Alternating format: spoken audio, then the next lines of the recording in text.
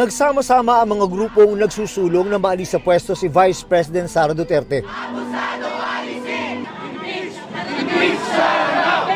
Tinuligsa nila ang kawalandaon ng aksyon ng liderato ng House of Representatives sa 3 impeachment complaint na inihain noong Disyembre. Kaya ang ating panawagan sa ating mga leaders sa House of Representatives, huwag tayong magpadala sa pressure, huwag tayong magpatakot, huwag tayong magpabuli.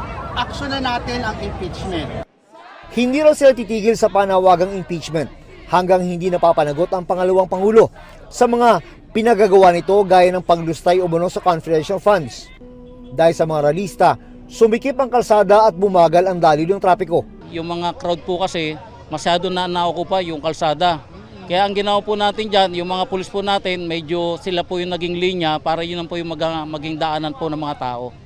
Nang bumuhos ang ulan, kanya-kanyang silong ang mga ralista. Pagkatapos ay nag-uwian na sila bandang alas 12 ng tanghali. Pero ang mga senior citizen na ito, umuwing nagrereklamo. Pinangakuan daw sila ng kanilang community leader na mabibigyan kapag umattend sa rally. Magkano mapangako? 1,000 po bawat isa. Kasi doon mo na, pagkain mo na, pamasahe mo, doon na lahat kukuhain. Oo. Ngayon, wala pa po. Hindi namin alam kung paano.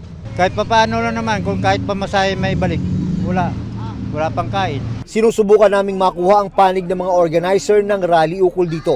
Ang Magdalo Party List naman ay isa sa mga nag-organisa ng rally kontra sa pangalawang Pangulo ay itinangging may kinalaman sila sa pangakong pagbabayad sa ilan sa mga dumalo sa rally. Vicky. Maraming salamat sa iyo, June Veneracion.